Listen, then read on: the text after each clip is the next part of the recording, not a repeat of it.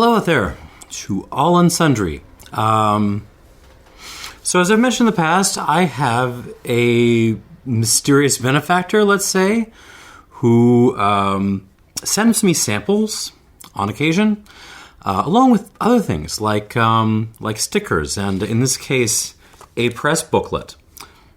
And this benefactor has in the past requested that I not say who they are, or even show the sample bottles that this stuff comes in, for legal reasons. Basically, they don't want to get sued or served a cease and desist letter, I suppose. So now, usually, these benefactors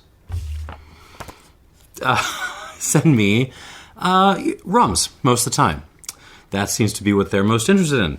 But in this case, they sent me an email asking, we've got some samples of the upcoming Palenqueros, and also through the grapevine releases over there. And they asked, we know we usually send rum, but would you like to try this? And I said, yes, very much, because frankly, I've been sitting on 2 bottles of Palenqueros already from the previous release that I've been meaning to review for like at least 2 years, and I've just never gotten around to it. So I figured when these new samples showed up, that would give me an excuse to finally clear my Palenqueros backlog. So I was expecting to get like 2 or 3 samples, and I was thinking about doing those with through the grapevine like all together, and I got 6 samples of this stuff. So brace yourself, it's going to be a long one. Now, so this is essentially the Mezcal arm of La Maison and Vellier. So they're doing the usual Mezcal thing. They're going around finding smallish producers and doing bottlings of their stuff. In this case, it's mostly Miahuatlán, although there is also, where the heck is Baltazar from? San Luis del Rio. Most of their stuff that I've seen has been copper pot distilled in a sort of bigger, lusher, more rum palate friendly style, I would say. And they're kind of like in the medium scale of things. I mean, Mezcal, the scales are like logarithmic, so it's like small as 100 bottles in a batch. Medium would be like 1,000 bottles in a batch, which is what most of these are. And large would be like 10,000, 100,000 bottles in a batch. So this is kind of at that middle range, along with like, there's a ton of them on the market now, right? So we have got 4 different producers, 2 of my own bottles, 6 of the new samples, and we're just going to go through producer by producer. We're going to start with, I have my little list here, I apologize. All right, we're going to start with Mr. Nope, wrong bottle. Mr. Baltazar Cruz, who looks like this. And he is in San Luis del Rio.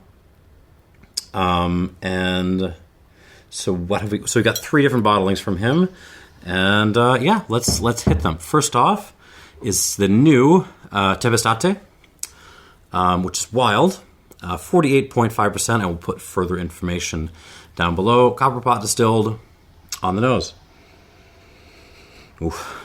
Dusty, rocky.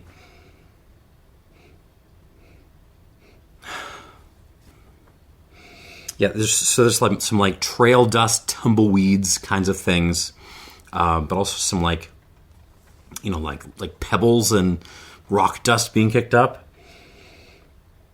So that's kind of the first layer of this. But the more, as I sniff it more and more, the more I'm getting that kind of like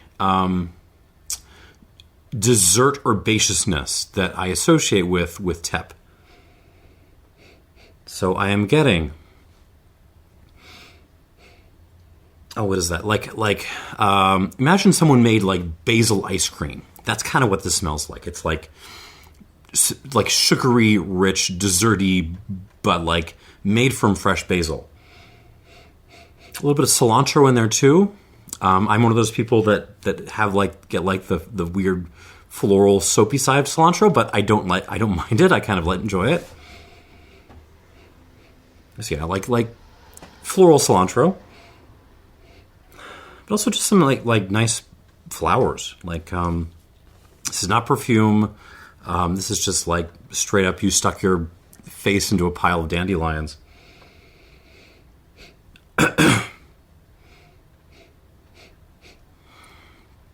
Very pretty. There is some, definitely some cocoa action going on. A little bit of, just straight up like baking cocoa powder. But it's intermingling with the dust and the rocks.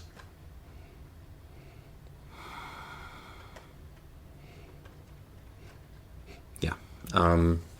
Lovely nose. I'm into this already. On the palate. So 48.5.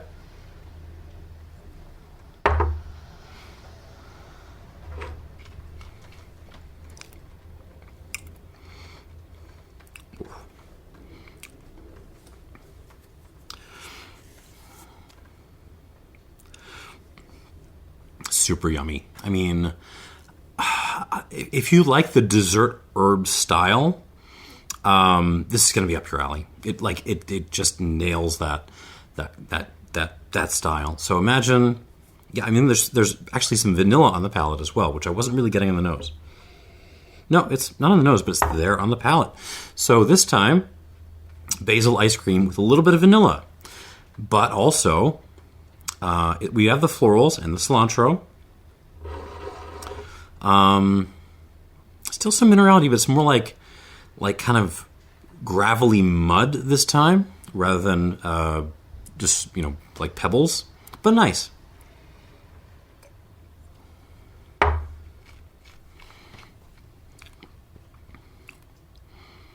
mean, this is a great sipper. White pepper, not just white pepper actually. There's a little bit of it's subtle, but there's a little bit of like a Szechuan numbing spice thing.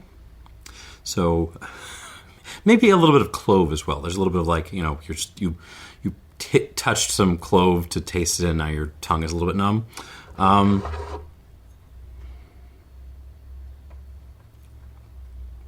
If I were complaining, I want just a little bit more citrus in this. There's a little hint of lime peel, but I would really like a little squirt of lemon in this would not go unloved. But that's awesome. That's delicious. All right, let's give this a squirt of water. Maybe a little bit more, and we'll come back to it. All right, next up is mild bottling. This is a blend of Espadin and Sierra Negra. And Sierra Negra, what is the... Oh, they're not going to give me the scientific name, are they? Oh, I should tell you a little bit about this guy, shouldn't I? Because I have this little booklet here. No.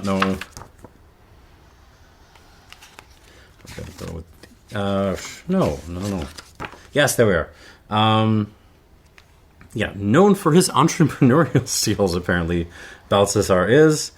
And, both the current bottlings are 800 to 1,000 bottles and distilled in a 300-liter copper pot still. Cool. All of this is on their website, I'm sure. So, this is the old bottling. Mine. Very different.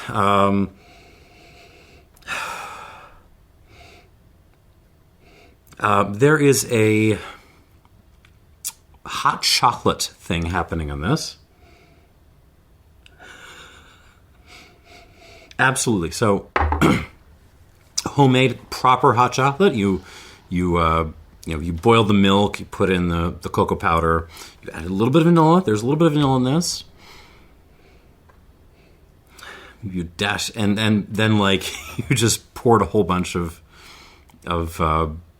soapstone rocks in there. A mix of herbs. What kind of herbs? Not basil this time. It's more something softer. Thyme, oregano, touch of sage maybe, and so again that kind of fresh flower, face full of dandelions kind of thing. But very hot chocolatey. It smells very delicious. There's herbs on this. It's not as heavy on the herbs as the Tep is, which you would expect, right? On the palate.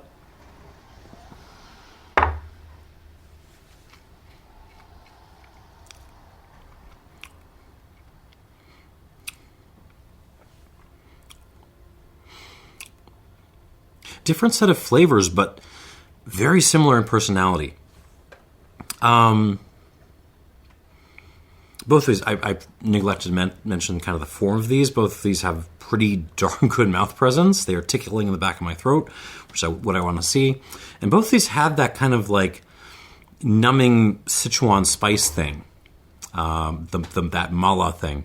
This is also, could I stand to have a bit of sour in here, a bit of citrus? Yeah, but it's delicious. So, homemade hot chocolate with vanilla, rocks,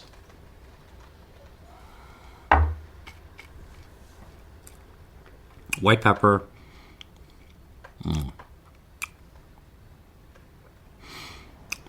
honey.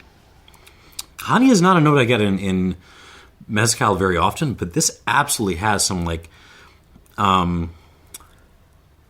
not forest honey, but some kind of heavier kind of honey. Maybe like a, not even manuka. What is that? Some kind of heavy style of honey.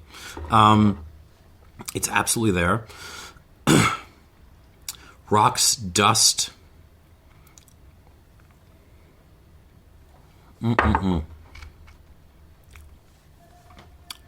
Terrific form. A little bit of cinnamon.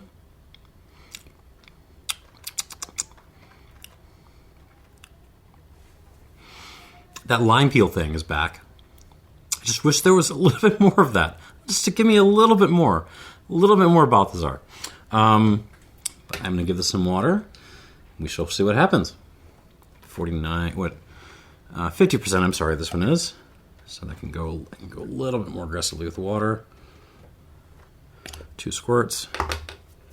Glass number 3. This is also a new one. This is a wild Sierra Negra. So part of the same maguey that went into the second glass. 51%.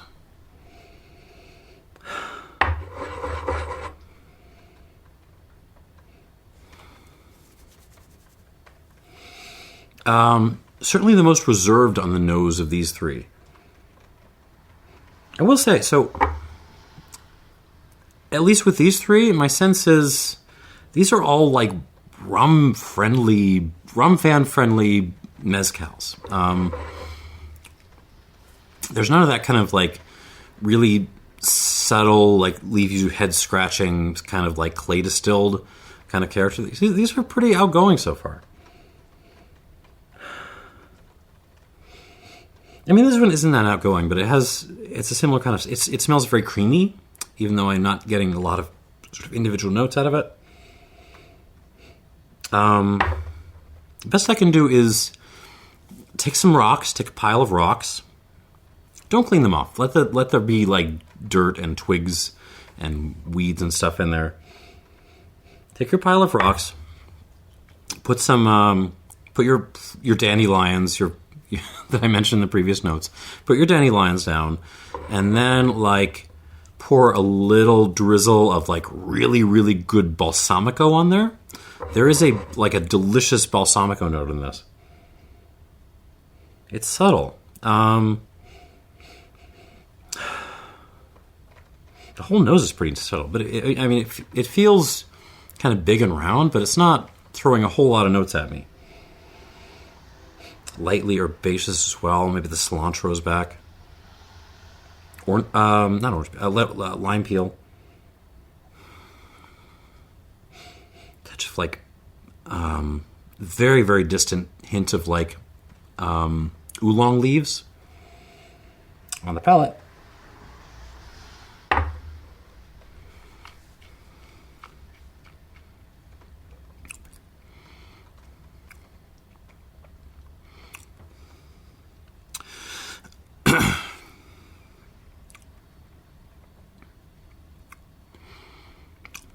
Much more floral than the previous two, which wasn't really showing up on the nose, but it's very, very floral on the palate. Lots of dandelions, lots of cilantro. If you're like a cilantro maniac, this might be your thing. But there's also that kind of desserty, like almost like a, I want to say balsamico ice cream, but it's not that strong. It's more like, just ice creaminess with a little dab of balsamico on it.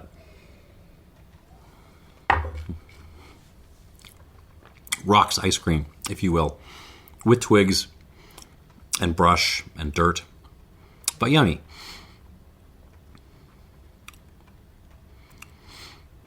I don't know if this is my favorite of the three. It's the flowers are adding complexity to this, and it still has like really good mouth presence. But it feels like they're throwing off the balance a little bit. Or rather, the other notes, the other flavors in this are not balancing off the kind of flowers in cilantro enough for me. But I want to see what water does to this. A little bit of cinnamon, a little bit of cocoa powder in this one too. Let's give this some water. See what happens. Again, I'm not giving these water because I would necessarily, drink them with water. It's more just to put the spirits under pressure, like you were changing the chemical makeup of these things, and that can kick out other flavors. Sometimes those are good flavors. Sometimes those are bad flavors. But it tells you something about the spirit. About, for example, where it's going to go in a bottle if you leave it open for a while, or how it's going to develop if you left the glass, sitting for a while without necessarily actually adding water to it. But it tells you something. So I always try to make it part of my reviews.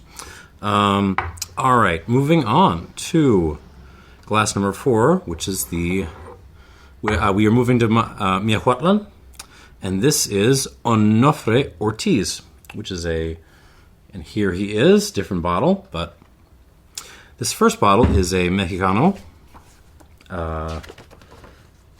single varietal. And what do I have to say about this? This is elevation, 1,656 meters above sea level, distilled in a copper pot still, and it is all cultivated Mexicano. And yeah, 5th generation Master Palenquero. We'll be getting, I think, his dad in a minute. Let us try this first. On the nose, 47.9%.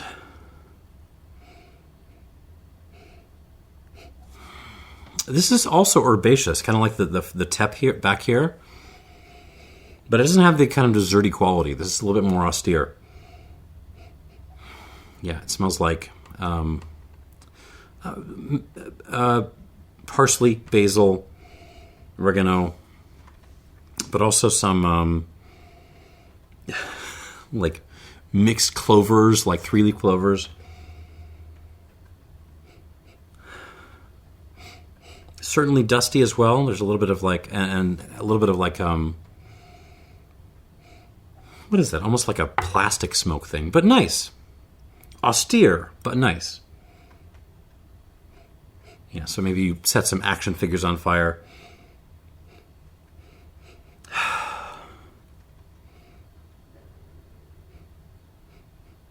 Interesting. Very peppery as well. There's a lot of not just black pepper, but like whole pepper things, whole peppers on the palate.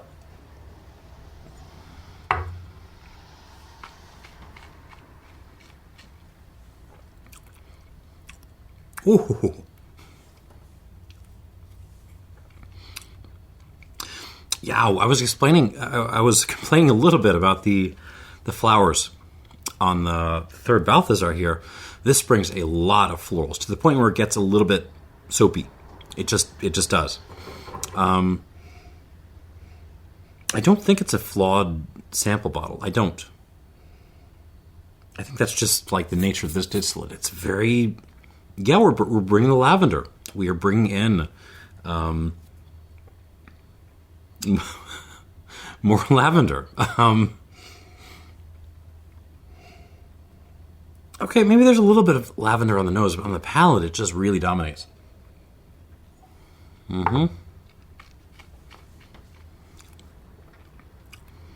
Yikes.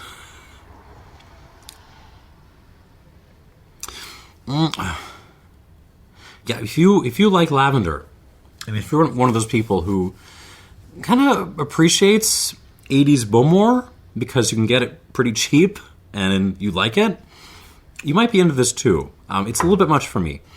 We'll see what water does. We'll always see what water does. Lavender rocks. There is a what is it? Like almost a, not allspice. Like a 5-spice powder thing. Why do I keep going back to Chinese? I might be hungry. I might be craving like Chinese food, but like a 5-spice powder kind of thing. So, yeah, there's a little bit of aniseed in there as well, like ginger.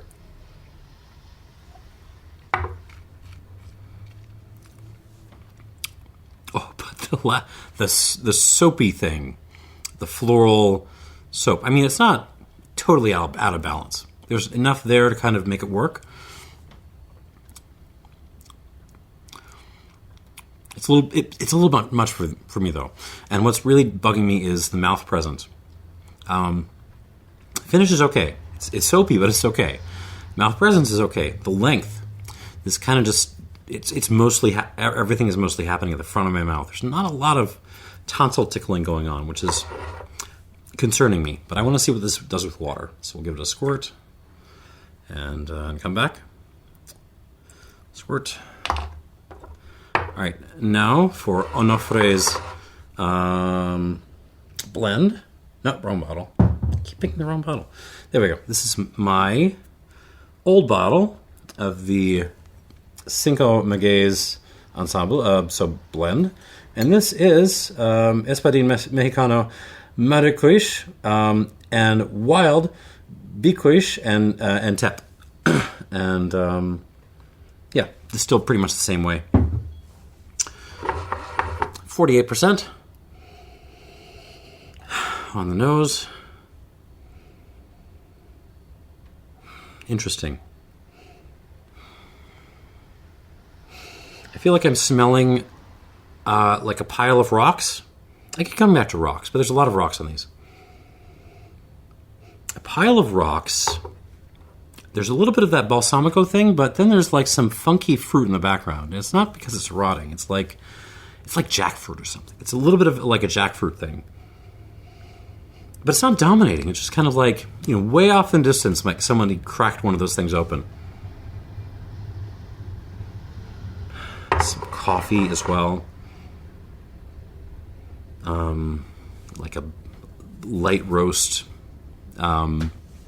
natural process, Ethiopia or something. Dusty. There's some florals. Some of that is from the coffee. Some of it is just florals.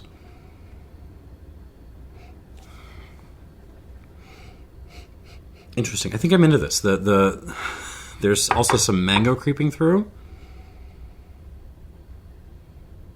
I'm enjoying the little hint of balsamico happening.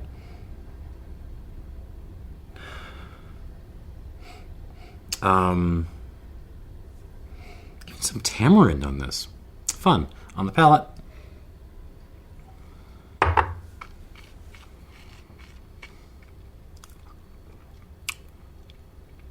Oh.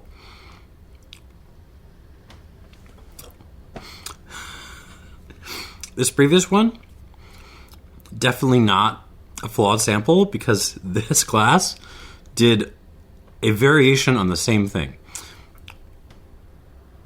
This has a lot of flowers going on. It's different flowers though. There's lavender, but there's also violets. There's a lot of violets.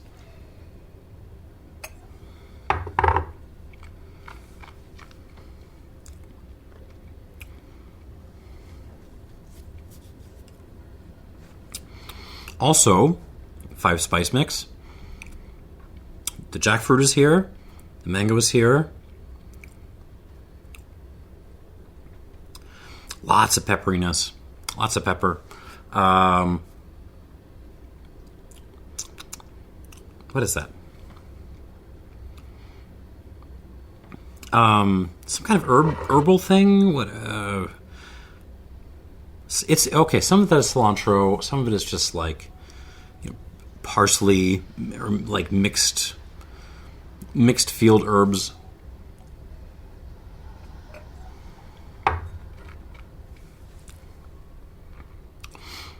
I like this one better. A lot of that is just because the mouth presence feels a little bit better. It's not that much stronger. It's like a fraction of a percent. This is 48 versus 47.9. But it just feels bigger in the mouth. A little bit richer, and it's tickling my tonsils a little bit. So a little bit better for me. And it's still got a huge wallop of flowers right in the middle of the development. But I feel like there's also more flavors in this to kind of balance that off. So, still not my favorite of the flight so far, but it's between these two, it's my clear favorite. All right, so we'll give that a squirt. And, yep. And moving on to Alberto. Yes, this is Onofre's dad, so far as I can tell. Yeah, 4th generation. Master Palenquero, Alberto Ortiz. All the stats look the same, which makes me think they're using pretty much the same still. All right, what have I got? Well, I've got an Espadin, and I've got a Tobala. And so, yeah, let's taste through these. Starting with the Espadin. I think this is all cultivated. 49%. Does put me in mind a little bit of the Omar Nolasco from the last batch of Palenqueros, which I adored. It's still one of my sort of reference examples of what Espadin should be. It's just enormous. This is not enormous. It's much more measured. Much more measured.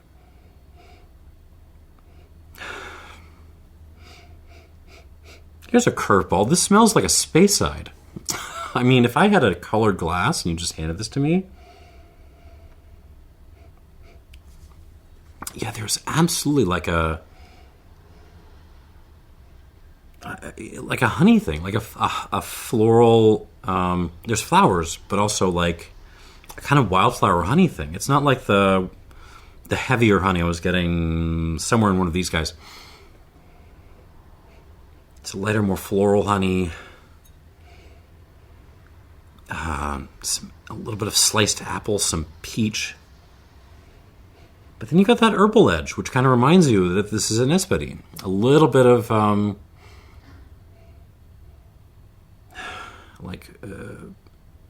dried mint and fresh basil. And certainly some minerality as well. Rocks.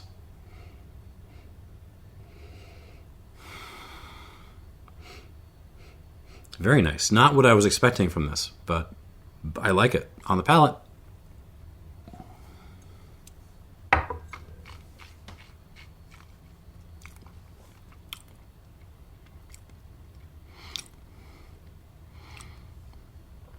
Sorry, Onofre. Oh, this is good. It does not have the big flower explosion of these two. This is silky. I mean, it doesn't. If this is one of those spirits which, if you had it at a tasting where you're tasting like 50, 60, 70 other things, it's going to get lost in that mix because it's just not enough of an event. It's not huge, but the mouthfeel in this and the way it delivers it is just so composed and suave and poised, and I like it.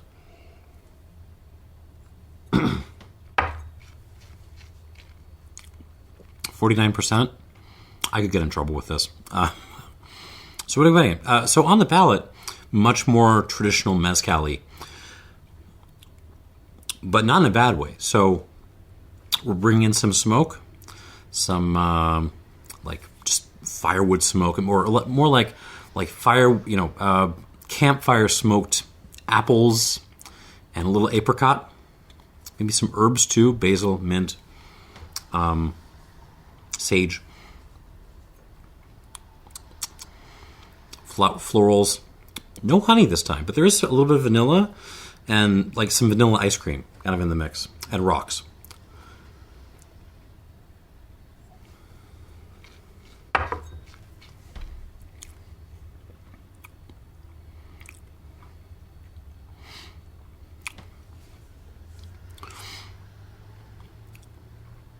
Good development. I mean, it's tricky because it doesn't hammer your palate like some of the ones we've had so far, including some of the Balthazars. But it doesn't feel like it's trying to do that. It's there's a lingering character on the finish, but it isn't like big flavors. It's more of like a sense of silkiness, smoothness. I sometimes talk about how we should take back the word smooth at some point as a positive characteristic rather than only a lack of characteristic. This is one of the cases where that makes the most sense. Yummy.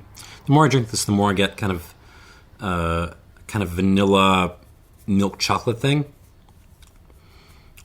Some cinnamon in there too. White pepper.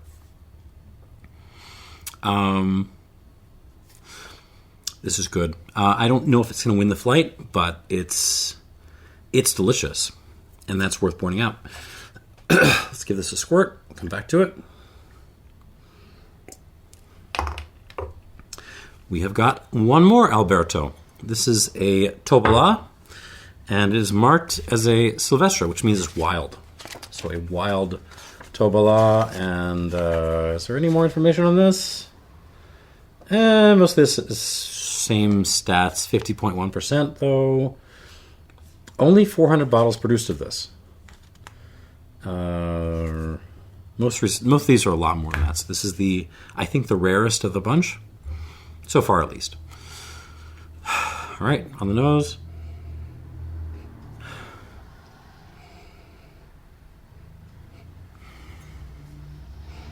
So what I'm getting at, when I think Miahuatlán, I think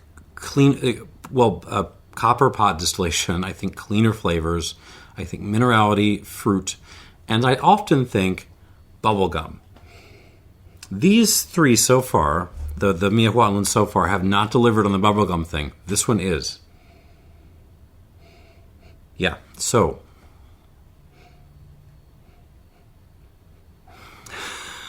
What kind of bubblegum, though? There's a lot of things going on in this. And they're all kind of wrapped into each other. There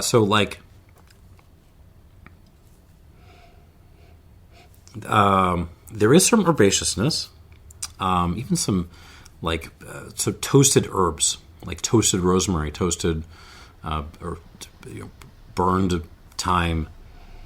Something like that. On top. Along with a little bit of soapiness. Don't be scared. A little bit of like a potpourri kind of thing on top.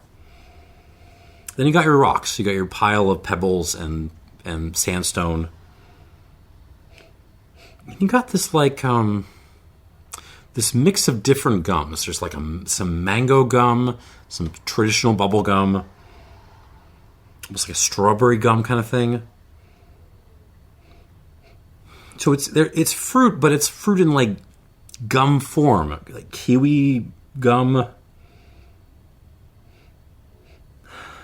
tamarind gum. Sure, why not?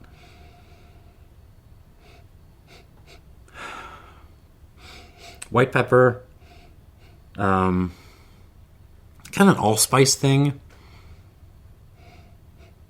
Powdered ginger.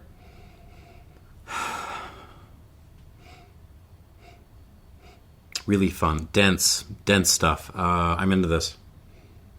On the palate.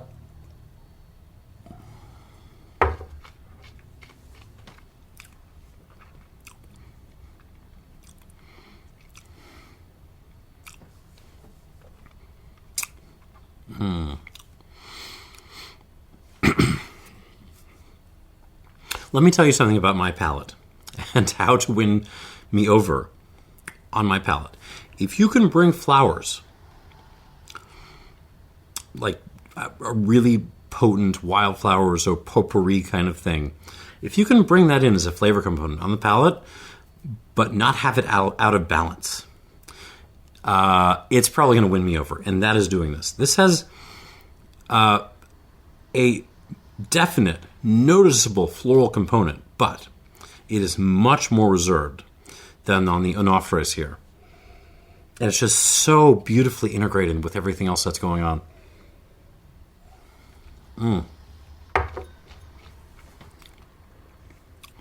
Yeah, like, mixed wildflowers. Wild herbs. The mixed fruit bubblegums.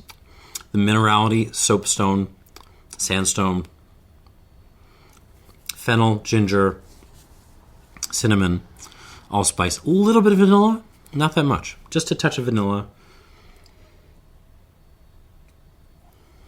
And this has got the silkiness of the Espadin. It's got that just beautiful texture.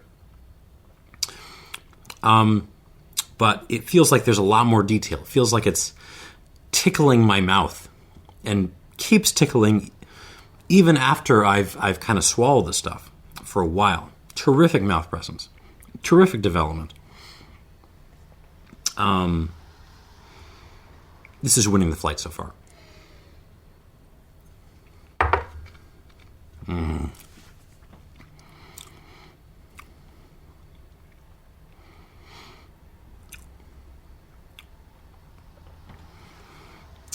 Gorgeous, gorgeous mezcal.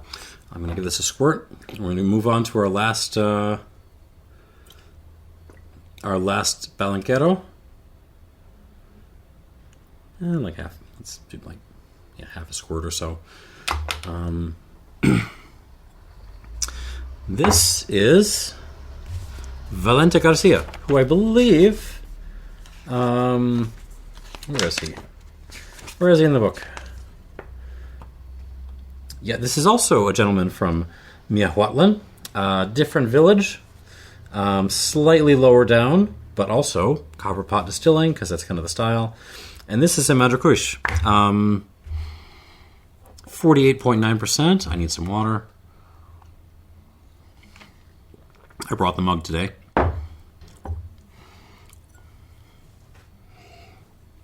Any fun stories about him? Ortiz. No. Fourth generation producer. And he has his sons and grandson helping him out. That's awesome. Yay. Okay.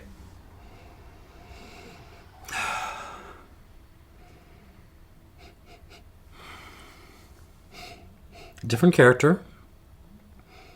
I'm getting kind of a fruit punch thing on this.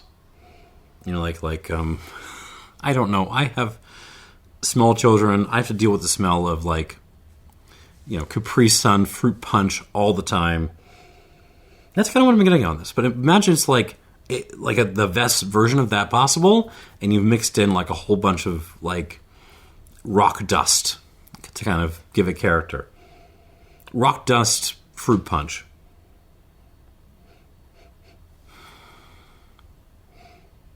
No, but there's a little bit of a sour thing going on. There's a little bit of a pickle juice element. So you put a little bit of pickle juice in your rocky fruit punch.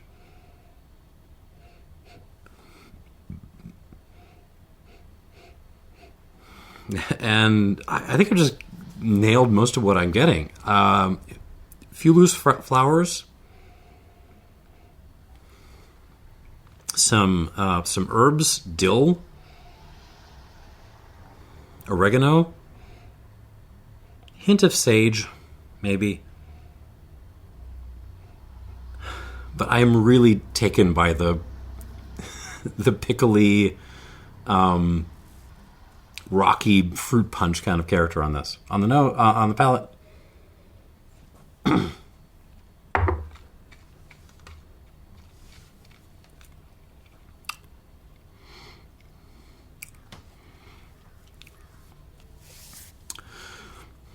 Sometimes the palate just delivers what the nose promised. Sometimes that's just what happened. It really tastes like the best imaginable fruit punch with a little dash of pickle juice, bunch of rocks. But there's a little soapy touch in here too, but nice. A little bit floral. Mm-hmm.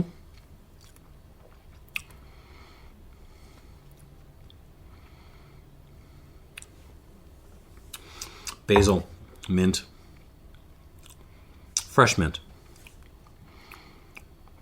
white pepper, lots of rocks.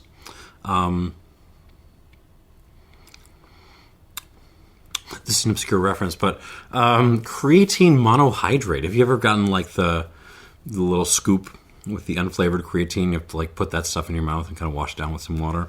There's a little bit of that going on. Put a comment down below if you got that reference. Overall, very delicious. Mouth length is a hair bit short, which is not to say like it's short. It's just not getting as far back in the back of my throat as I was expecting, or some of these others. But overall, this is a very good mezcal. Let's give this some water and we'll come back to it. Oh, it's 48.9%, by the way.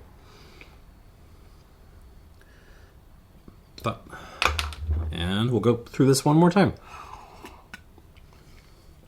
Back to the Baltazar Cruz offerings here. Ooh.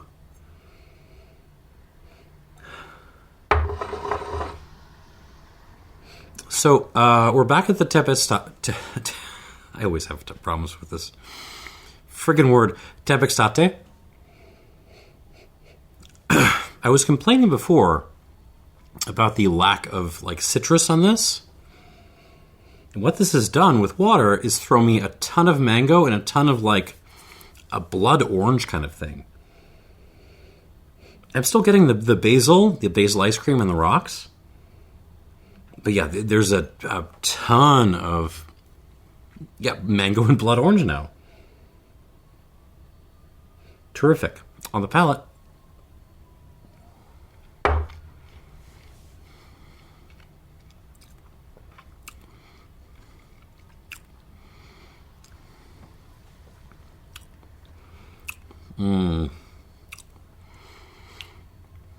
Fabulous. Really, really yummy. Terrific mouth presence.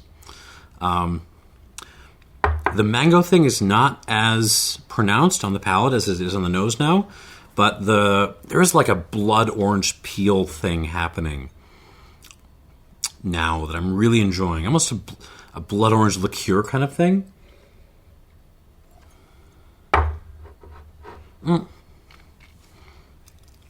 But it's still got that core of like rocky herbal ice cream happening, which is totally making this work for me. Oh, geez, how do I score this? It 87 plus or 80? I'll give this an 88. I think it's stepped forward enough with water that it gets a full 88.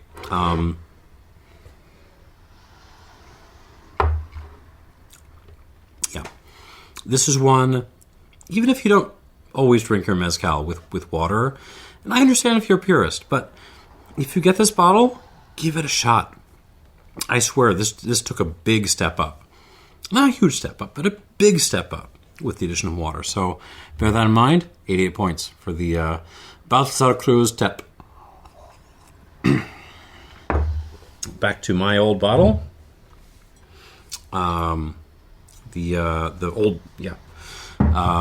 Espadin Sierra Negra blend, which I think was my favorite of the sponge, kind of going into the second round.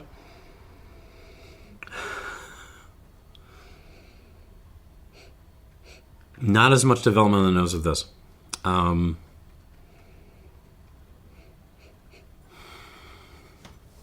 Still got like a...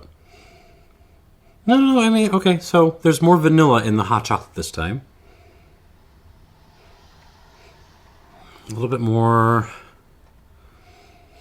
of a citrus peel, but no, what kind of citrus peel is it? Maybe like a key lime peel, like aromatic lime. You know, peel some aromatic lime, stick that in your hot chocolate. That's kind of what it smells like now. With rocks on the palate.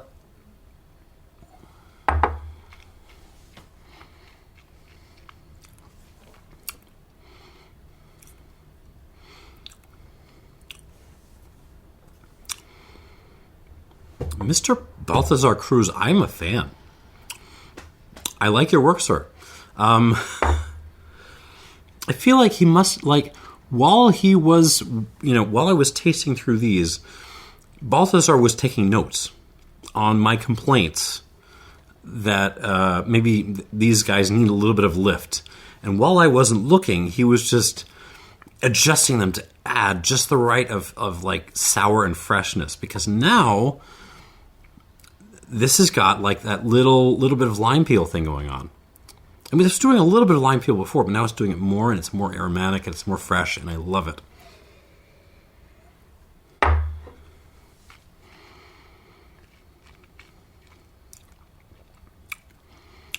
Oh, and some florals.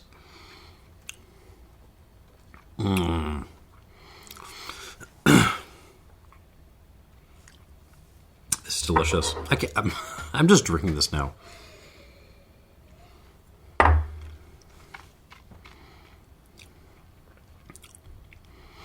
Again, I'm torn between 88 plus and a straight 89.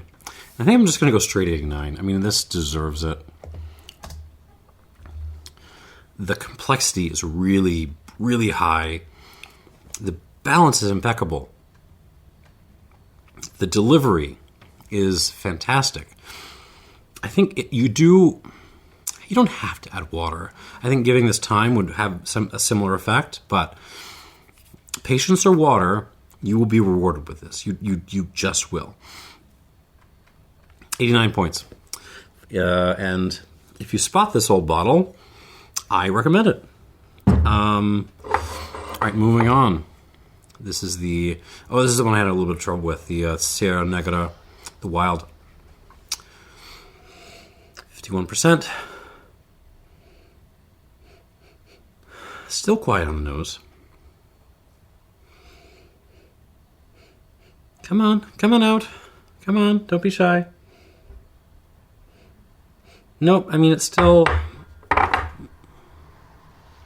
smells pretty much as it did before, which is to say, reticent. It's a reticent nose, but it still smells pretty hefty on the palate.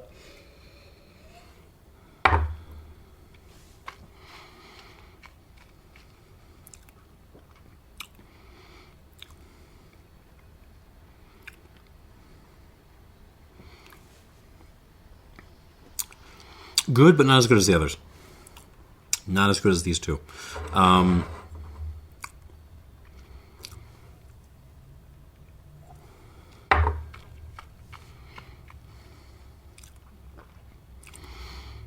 It's big. It has a big, fat, rich, ice creamy mouthfeel. Peppery, ice creamy mouthfeel.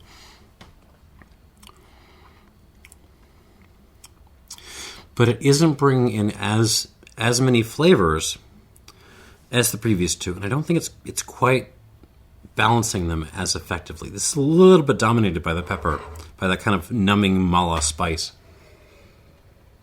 I'm guessing I just didn't spend enough time over here with these guys, so Balthazar didn't have time to add, his nice citrusy touch over here. It's still good. I'm still going to call this like it's 87 territory, maybe. Let's see.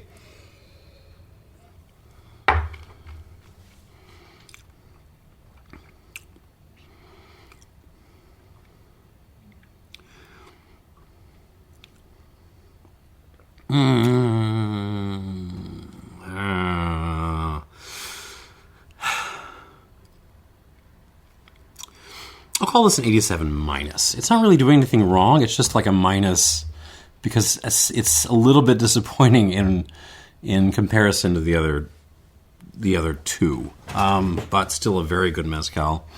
It's just like I like these two a lot, and this one isn't that good. I mean, it's good. It's just not as good as these two. So let us move on. We are back to Onofre, which was the Mr. Flowers. Let us see what has happened with water. First, the Mexicano.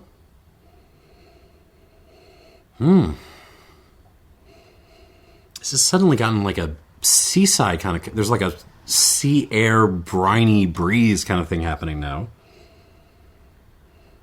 No, but with like cilantro and flowers being carried on the sea breeze. It's still a very austere nose, though. Not unpleasant by any means, but just like it's not throwing a ton of like happy, fruity, nice things at you. It's minerality, sea breeze, some herbs, and a lot of kind of floral leaning soapy things on the palate.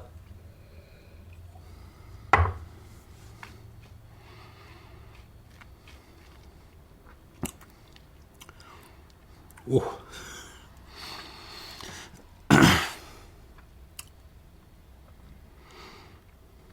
I'm not going to lie, this is a tough one for me. It's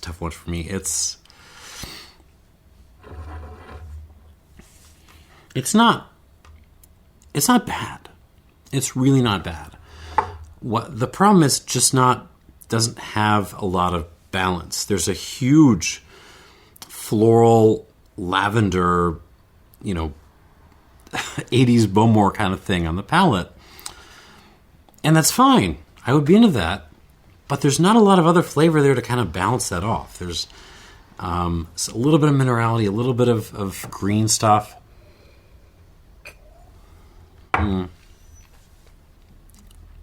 Maybe like one Brussels sprout. Ooh. And so the flowers are just kind of like stuck there at the center of the stage to kind of carry the show by themselves. And I don't know if it really works.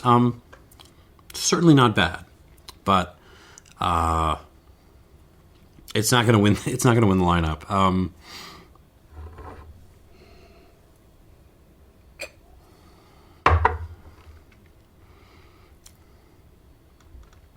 I don't know.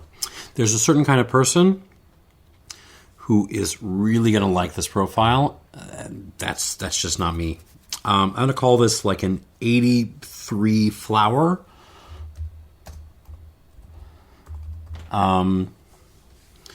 Certainly not bad. I could drink a glass of this. I will drink a glass of this throughout the rest of the night after I wrap up the filming here. But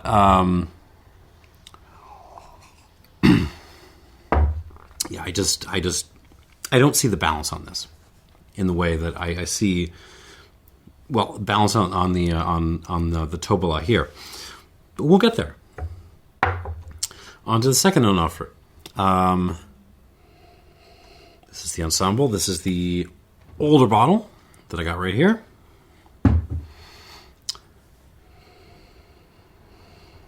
Okay. So the kind of balsamico thing is there.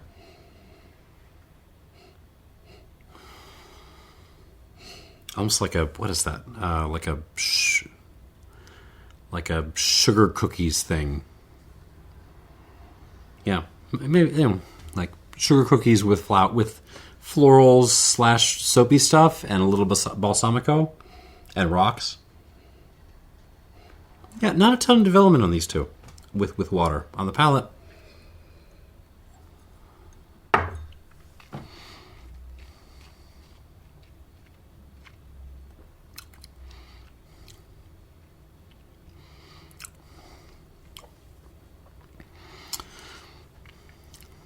I'm sorry, Onofre. I'm sorry, man. I'm sorry. Like, oh, I mean, it's fine. It's drinkable. I would drink a glass of this, and I will. But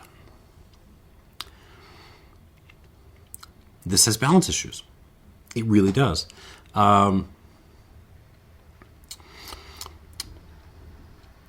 Before I added water, this actually had a little bit more complexity going on. I was enjoying it more than the Mexicano. Water has actually thrown that off. It's actually like made the violets and lavender more prominent, like throughout the development of this.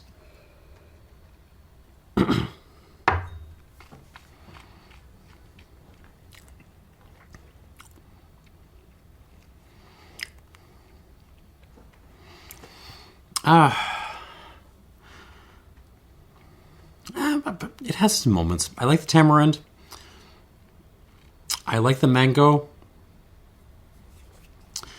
There's a little bit of a bubblegummy thing coming through now, which is okay. But it's just so dominated by the flowers.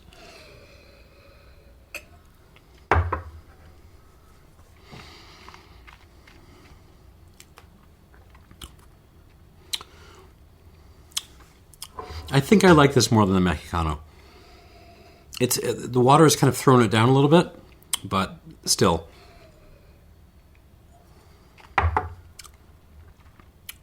I like this more than the Mexicano. I'm going to give this like an 84 minus. 84 minus flower emoji. And the flower emoji is important because, like, if you can't deal with the enormous amount of flowers that these two are bringing, I just don't think you're going to be able to get to it. I have a higher tolerance for floral stuff than I feel like a lot of people do. Even I am struggling a little bit with these, so be warned. Someone's going to dig these. That person isn't really me. 83 and 84 minus, both with flower emoji. And let us move on. Alberto Espadin. Okay, we're getting a little bit of like what I call like a hippie toothpaste note. Mint and fennel. No? It's a little bit more reserved on the nose than it was before. It's kind of pulled back a bit. Still lovely on the palate.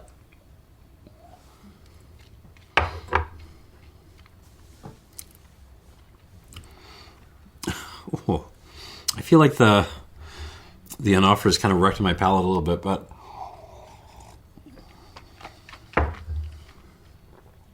even so, this is yummy stuff. This Espadin.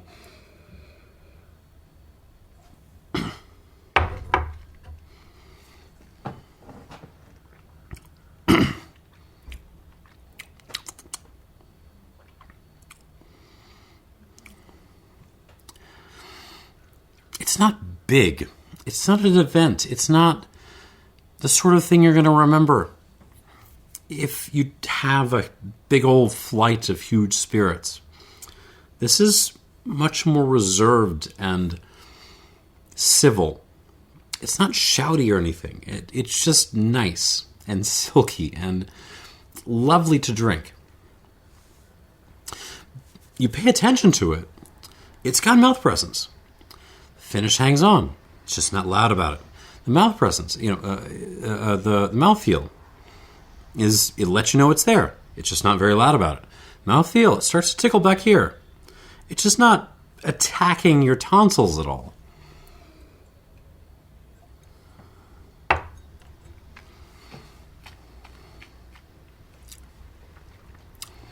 It's like the, if you will, the Burgundian, understated side of Espadin. They quite like this. I don't know if I can score it into the stratosphere, though. Is it better than the Baltazar Tep?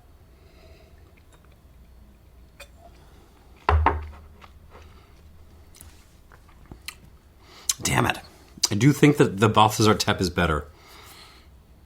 I do. I don't want to score the Balthazar Tep more than this, but I will. This is an 87. The Alberto Ortiz Espadin, 87 points. But be wary. This is yummy. This is delicious.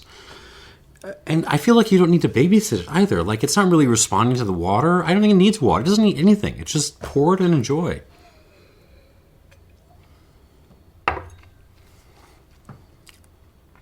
Pour it and enjoy. 87 points.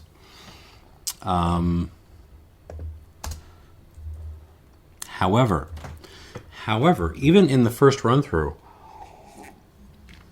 the Espadin was kind of being overshadowed by this Tobala. So let us try this.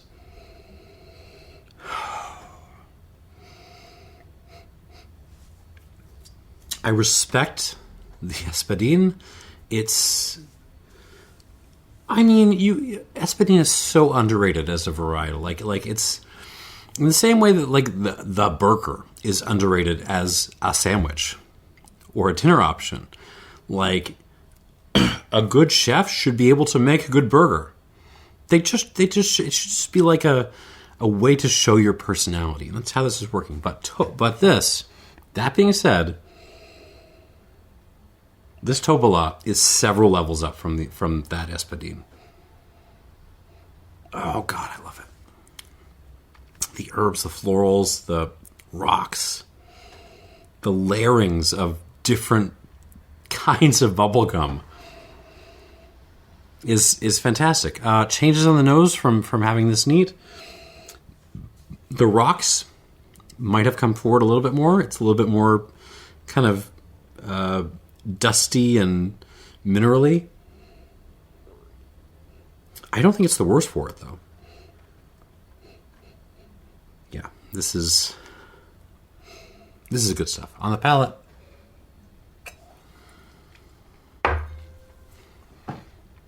oh.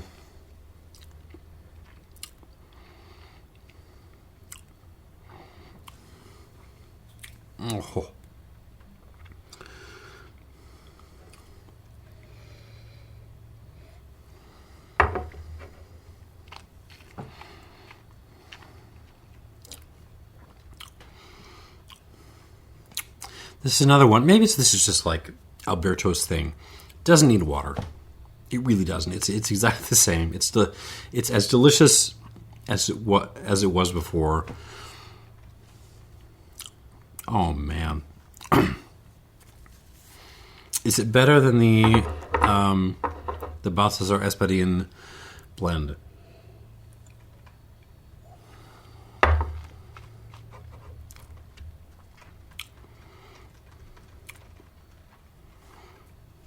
You know what?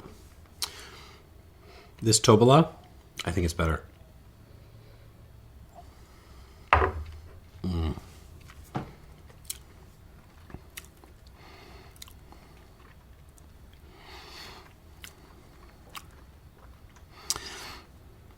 Oh man, yeah. It's just so. The foundation of this is just the same foundation of every classically built spirit ever. It arrives with a sense of sweetness and a fruitiness to it, and it closes dry and serious, and it holds forever. But it's got its own character in the middle of all that. It's got the fruit, it's got the bubblegum, the herbaceousness, the little green notes. I feel like I'm chewing on like fresh grass at points of this, but then that's gone. It's replaced with like more different bubblegums I've never had before.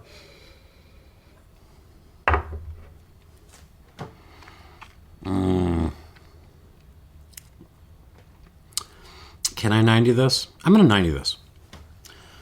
90 points for this Alberto Ortiz Tobala. I think this is fabulous. It's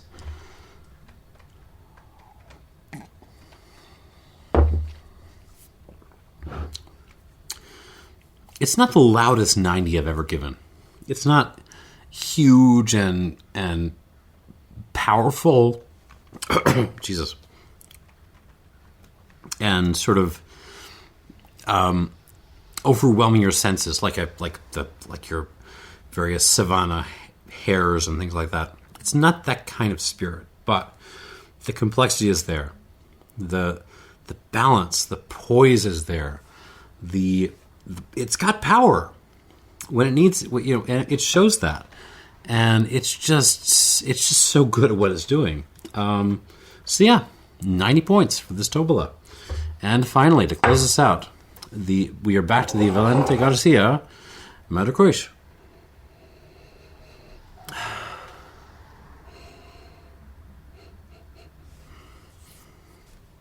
It gets a little bit more grassy, in a good way. Like grass candy is what this smells like now.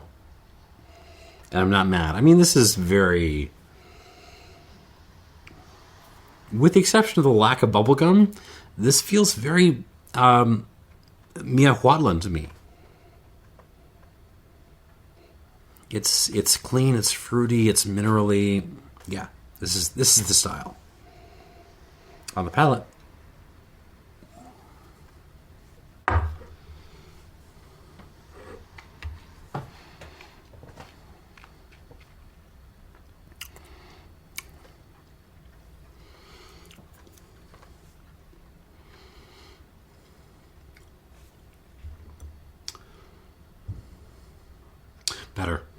Better than it was neat.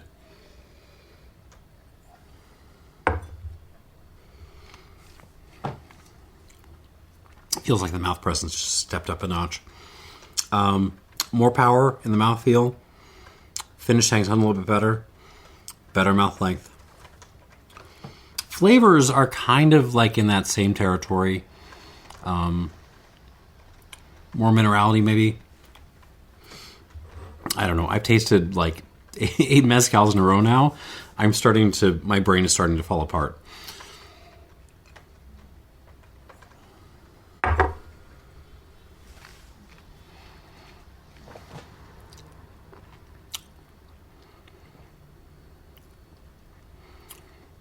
Yummy. Really yummy. Do I think this is better than the Espadin?